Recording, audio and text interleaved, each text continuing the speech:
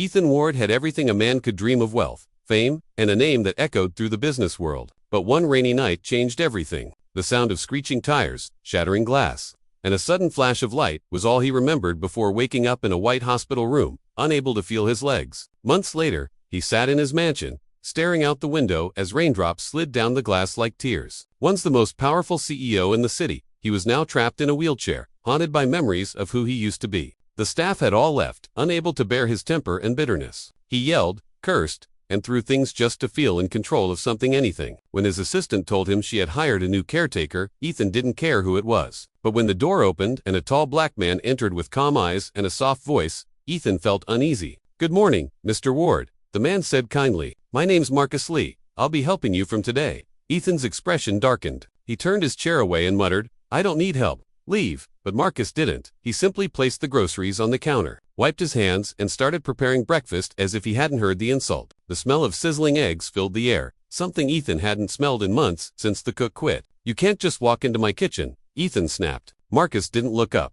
"Sir, I'm not walking in your kitchen. I'm walking into your life to make it better." Ethan froze, not used to being spoken to like that. The silence that followed felt heavy. That night, as thunder rolled outside, Ethan sat in the dark, staring at a photo of his younger self standing proudly beside his company's building. His fingers trembled as he remembered the day he signed his first $1 million deal. Now, he couldn't even sign his own name without help. When Marcus walked in with dinner, Ethan's voice was low and shaky. "Please, don't hurt me. I can't walk," he whispered suddenly, not even sure why he said it. Marcus paused, realizing the words came from fear, not distrust. "I won't, sir," he said softly, setting down the tray. "I'm not here to hurt you. I'm here to help you stand again."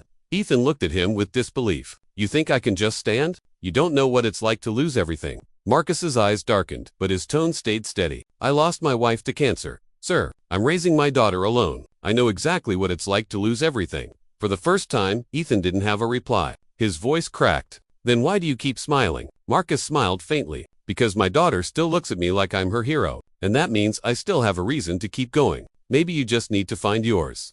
Ethan didn't answer, but something inside him shifted. He watched Marcus leave, his steps firm yet humble, his presence oddly comforting. That night, Ethan couldn't sleep. He kept hearing Marcus's words, "Maybe you just need to find your reason."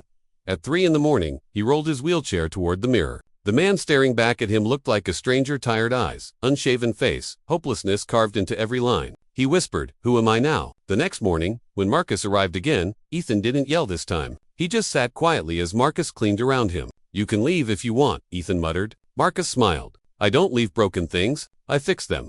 The words hit Ethan harder than he expected. Nobody had ever spoken to him that way, not with pity, but with belief. That evening, when Marcus left, Ethan found himself staring at the empty chair across from him, wondering why the silence felt heavier now. Outside, the rain had stopped, and a single ray of sunlight broke through the clouds. For the first time in months, Ethan wheeled himself toward the window and opened it. The cold air brushed against his face, and a strange feeling filled his chest, something he hadn't felt in a long time. Hope, but deep inside, he also felt fear, because hope was dangerous. It meant there was still something left to lose.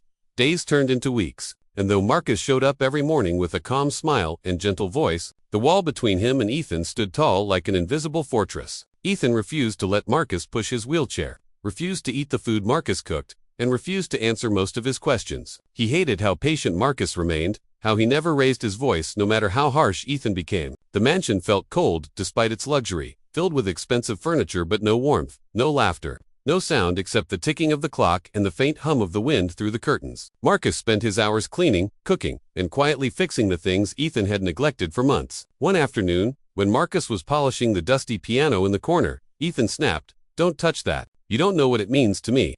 Marcus stopped and turned toward him slowly. "Then tell me, sir. Maybe it means something to me too." Ethan glared, but said nothing. The truth was, that piano was the last thing his wife had played before she left him after the accident. He couldn't bear to hear it sound again, yet he also couldn't let go of it. That night, Marcus heard Ethan shouting from his room, angry dreams haunting him again. He rushed in, finding Ethan sweating and trembling, clutching his legs as if they still had feeling. "Get out!" Ethan screamed, his eyes filled with pain and humiliation. Marcus didn't move. "Sir, it's okay. You're safe," he said softly. Ethan's voice broke. "Safe? You think I'm safe like this?" He gestured toward his useless legs. "I used to walk into boardrooms and people stood up for me. Now they look down with pity." Marcus placed a hand on the wheelchair handle. "You can't control how others see you, sir. but you can control what you do next." Ethan turned away, pretending not to listen, but his eyes burned with tears. The next morning, Marcus came with his little daughter, Amara. He couldn't afford a babysitter that day, so he had no choice but to bring her along. Ethan frowned when he saw the child standing shyly at the door, clutching a worn-out teddy bear. "Who's that?" he asked sharply. Marcus replied, "My daughter, sir. I hope you don't mind. She stay quiet." Ethan didn't respond, assuming the girl would be a nuisance. But as Marcus worked in the kitchen, Amara wandered around the large empty mansion, her small footsteps echoing across the marble floors. She stopped near Ethan's wheelchair and smiled. "Hi," she said sweetly. "Do you like stories?" Ethan hesitated. No one had spoken to him like that in a long time. "Not really," he muttered. "My daddy says stories help people heal," she said proudly, her big brown eyes full of light. Ethan looked at her for a moment, something softening inside him. "Your daddy says that?" he asked quietly. She nodded. "He says stories make people brave again." For the first time, Ethan didn't know what to say. Amara began humming to herself, spinning slowly in the middle of the room. Her laughter bounced off the walls like sunlight after a long winter. Marcus entered the room, slightly worried. "Amara, don't bother Mr. Ward." But Ethan surprised him by saying, "She's fine. Leave her be." Marcus looked at Ethan for a moment, noticing something new in his tone, something gentler. Later that evening, after Marcus took Amara home, Ethan stared at the spot where the little girl had danced. The mansion suddenly felt emptier without her laughter. He tried to read, tried to sleep, but his mind kept replaying her words. Stories make people brave again. The next morning, Ethan found Marcus repairing the broken garden gate. "Why do you even care?" Ethan asked suddenly. "You fix everything around here, like you own the place." Marcus looked up and wiped his hands. "I don't fix things because I own them, sir. I fix them because I can." Ethan had no answer. For the first time in months, he rolled his wheelchair to the garden and watched Marcus work. He noticed how Marcus's hands were rough, his clothes simple, but his movements carried purpose. "You really think I can walk again?" Ethan asked quietly. Marcus turned, his face serious. "I think you can do more than that. I think you can live again."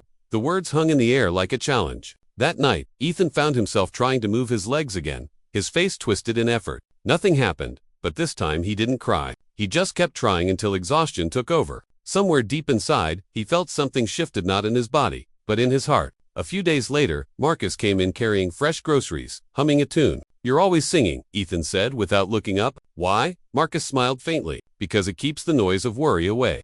Ethan raised an eyebrow. "And what are you worried about?" "Life," Marcus said simply. "But if I stop singing, it wins." Ethan didn't reply. But that night, when the wind howled outside and loneliness pressed hard on his chest, he found himself whispering a tune under his breath. He didn't even know the words, but somehow, it made the darkness feel a little less heavy. The wall between them was still there, but cracks had begun to form, small, invisible cracks where light could slowly begin to enter.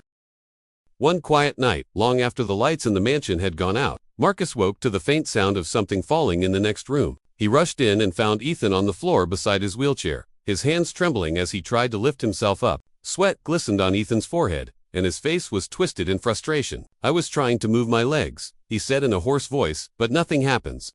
Marcus didn't laugh or offer empty comfort. He crouched beside him, his tone firm yet calm. "You're not broken, Ethan. You're just scared to fall." The words pierced through the silence like a spark in the dark. Ethan glared at him, breathing heavily. "Easy for you to say. You can walk. You don't know what it feels like to lose everything." Marcus met his eyes and replied, "You're wrong. I lost my wife, my home, and almost lost my daughter too. But I didn't let pain decide my future." The room went still. Something about Marcus's voice made Ethan stop arguing. He allowed Marcus to help him back into the chair, and for the first time, he didn't pull away. The next morning, Ethan surprised Marcus by asking, "What if I wanted to try therapy again?" Marcus smiled faintly, though his heart raced. "Then we start today." The first session was brutal. Marcus guided Ethan through simple stretches, and every attempt felt like punishment. Ethan screamed, cursed, and wanted to quit, but Marcus didn't let him. "Get up, boss," Marcus would say each time he fell. "Not for me, for you." Every fall brought pain, but also a strange sense of fight returning to Ethan's eyes. As days passed, small improvements appeared, tiny twitches in his legs, faint sensations he thought were gone forever. He didn't tell Marcus, afraid it was just his imagination. One morning, as sunlight streamed through the curtains, Marcus found Ethan staring at his legs in silence. "What is it?" Marcus asked. Ethan looked up, his eyes wide. "I felt something," he whispered. Marcus's heart jumped. "That's your body remembering what it was made to do."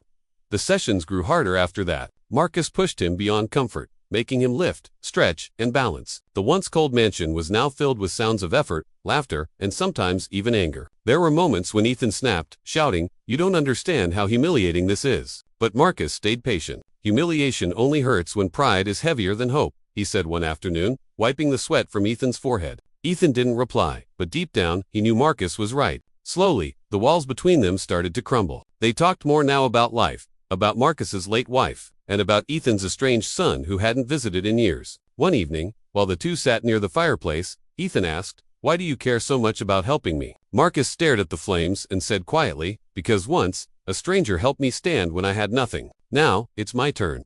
That night, Ethan couldn't sleep. He thought about his arrogance, his loneliness, and the man who kept showing up for him without expecting anything in return. For the first time, he prayed not for success, not for fame, but for strength. The next day brought a test neither expected. As Ethan tried to lift himself using the bars Marcus had installed, he suddenly lost his grip and crashed to the ground. Pain shot through his back. Marcus rushed forward, terrified. "Ethan, are you okay?" But instead of anger, Ethan laughed weakly. "I fell," he said between breaths, "but I didn't break."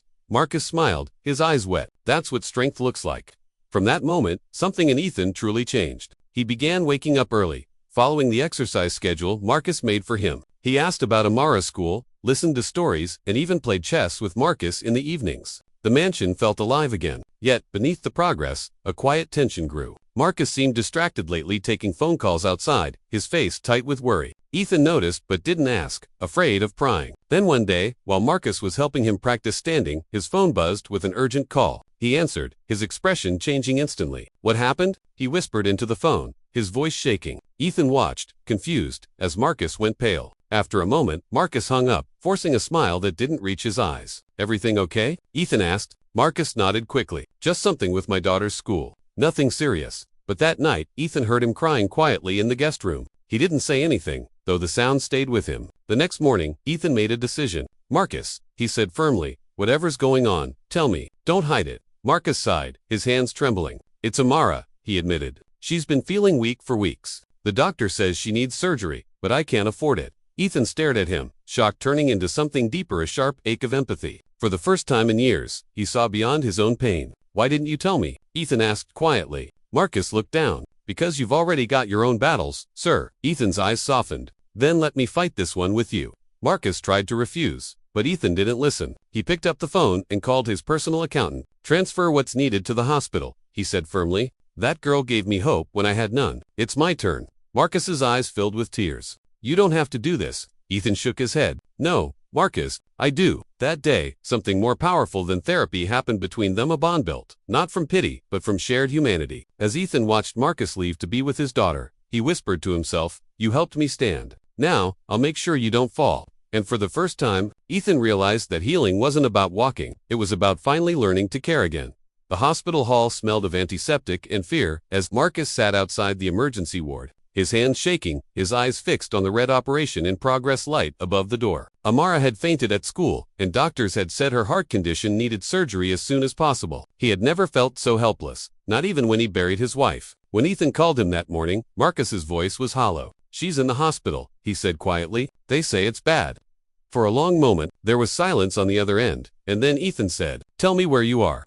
An hour later, a black car pulled up at the hospital entrance, and Ethan Ward appeared, sitting straight in his wheelchair, his assistant pushing him through the corridors. Nurses stared, recognizing the once famous CEO who had disappeared from the public eye. When he reached Marcus, Ethan's face was pale but determined. "You should have told me sooner," he said. Marcus's eyes were red from crying. "I didn't want to burden you. You've already done enough." Ethan looked at the closed door of the operation theater and whispered, "You saved me when I had nothing to live for. Let me save her." Before Marcus could stop him, Ethan pulled out his phone and made a call to his finance office. "I want the full cost covered, every expense. Make sure the best surgeon in the city is here now." Marcus froze, his lips trembling. "Ethan, I can't accept this." But Ethan's voice carried the weight of something deeper than generosity. "You once told me stories make people brave. Let me be brave for her." Hours passed slowly. The clock ticked, footsteps echoed, and the storm outside matched the one raging inside their hearts. Marcus sat in silence, his mind filled with memories of Amara's laughter, her drawings, her voice calling him daddy. He couldn't lose her, not after losing so much already. Ethan watched him quietly, guilt and helplessness mixing inside him. He couldn't move his legs, but in that moment, he had never wanted to stand more in his life, to walk into that room and protect the child who had brought warmth back into his home. When the surgeon finally walked out, both men stood or tried to. "She's stable," the doctor said, exhausted but smiling. "The surgery went well. She need rest and follow-ups, but she's going to be okay. Marcus's knees gave out, and he fell to the floor, crying out a thank you to no one in particular. Ethan's throat tightened, and for a second, tears slipped down his face. He didn't care who saw. Later that evening, when Marcus was allowed to see his daughter, he turned back to Ethan and whispered, "You gave her another chance. How can I ever repay you?" Ethan shook his head. "You already did. You reminded me that life isn't about walking, it's about moving forward." Marcus hugged him, something that had never happened before, and in that quiet moment, both men realized that their lives had changed forever. Days later, Amara returned home, her small body weak but her smile bright. Ethan insisted they stay at his mansion until she fully recovered. The mansion, once a cold monument of loneliness, now echoed with the sound of laughter and life. Amara drew pictures for Ethan, calling him Uncle Ethan, and he framed each one in his study. Every evening, Marcus and Ethan sat together by the fireplace. No longer just caregiver and patient, but equals brothers by heart. Yet even in peace, there was something building in Ethan's heart, a sense that he owed the world more than just gratitude. One night, as Marcus tucked Amara into bed, Ethan wheeled himself to the balcony, the city lights shimmering below. He thought about his company, his employees, and all the people he had once ignored in his pride. He had money, fame, and success, but none of it had ever made him feel as alive as helping Marcus and Amara did. The next morning, when Marcus came downstairs, he found Ethan waiting in the living room with papers spread out before him. "What's all this?" Marcus asked. Ethan smiled. "A new start. I'm reopening my foundation, but this time, it's not for business. It's for people like you, single parents, families in need, anyone who thinks life is too hard to stand again." Marcus stared at him, speechless. "You mean it?" "Every word," Ethan said softly. "You showed me how to live again, Marcus. Now it's my turn to do the same for others." Before Marcus could answer, Amara's small voice came from the staircase. "Uncle Ethan, look." She held up a crayon drawing of him standing on his feet, smiling beside her and her father. Ethan took the paper in his trembling hands and smiled through tears. "That's beautiful, sweetheart," he whispered. "Maybe one day, it'll come true."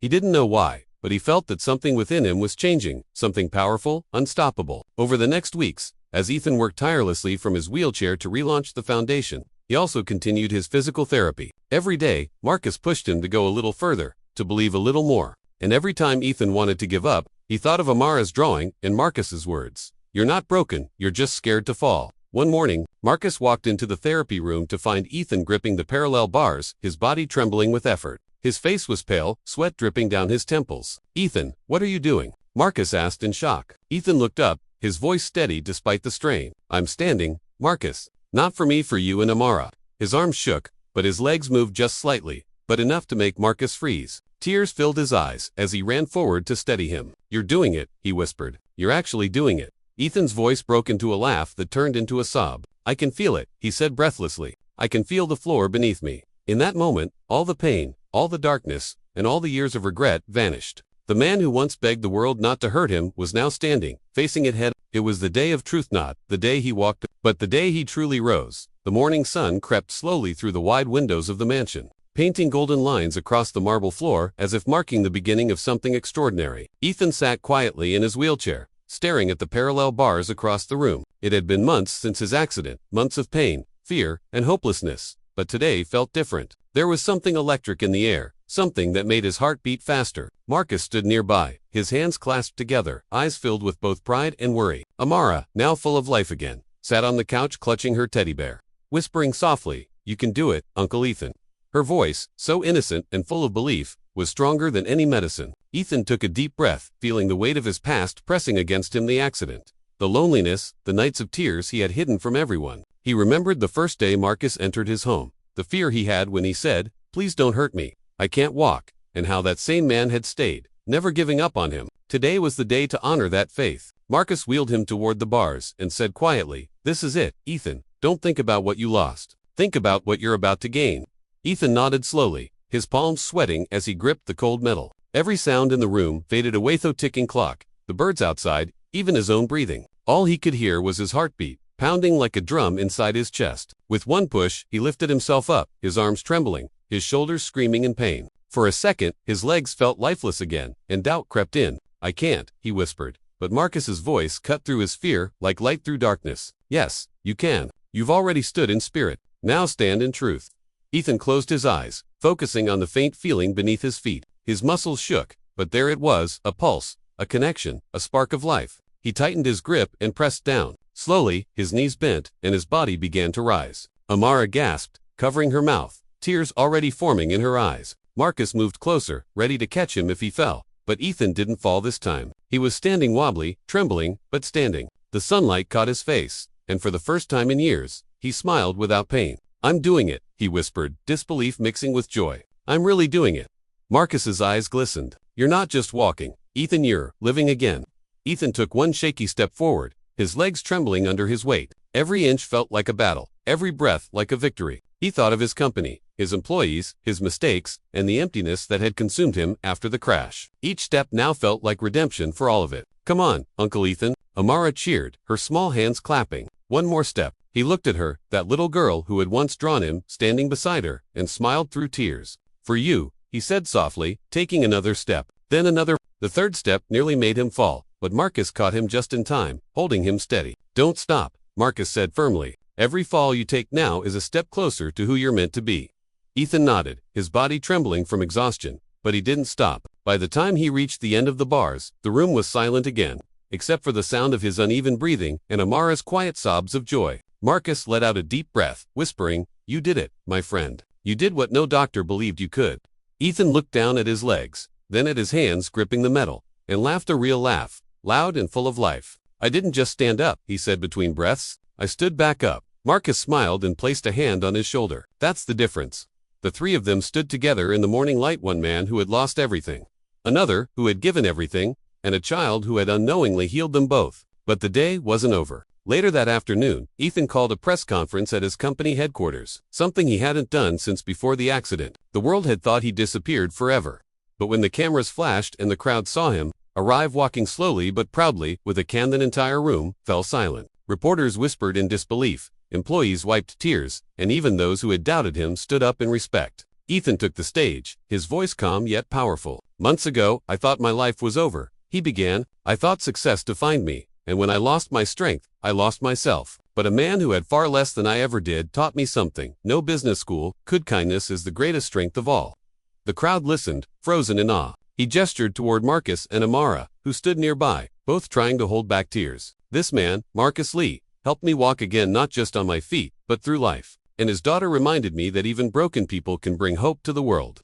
Cameras clicked rapidly, capturing the moment as Marcus lowered his head, overwhelmed. Ethan smiled and continued, "So today, I announced the launch of the Amara Foundation to help single parents, families in crisis, and those who have lost their strength believe again." Applause erupted, echoing through the hall. Marcus looked at Ethan, his eyes full of pride and gratitude. "You didn't have to name it after her," he whispered when the event ended. Ethan chuckled softly. "She gave me back my legs. It's the least I could do." As the evening sun dipped below the skyline, the three of them stood on the balcony overlooking the city, their silhouettes bathed in gold. Amara leaned on the railing, pointing at the glowing horizon. "Look, Uncle Ethan," she said happily. "It looks like the sky is smiling." Ethan smiled, resting a hand on her shoulder. "Maybe it finally is," he whispered. The wind carried his words softly away, as if the world itself was listening. And as darkness slowly wrapped the city, Ethan Ward, the man who once feared standing, took one final step forward, not just on his feet, but into a new life filled with meaning, forgiveness, and light.